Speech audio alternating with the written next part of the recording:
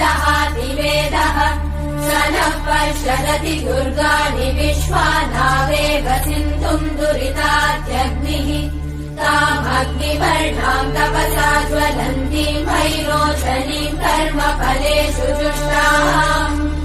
दुर्गाम् देवीगुम् शरणमहम् प्रपद्ये सुतरसि तरसे नमः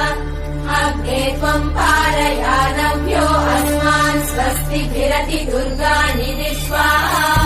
पूष्य पृथ्वी बहुला न उर्वी भवातोकायतनयाय शम्योः विश्वानि नो दुर्गः जातवेदः सिन्धुन्न नावादुरिदातिवर्षि अग्ने अत्रिवन्मनसा गृहाणोऽस्माकम्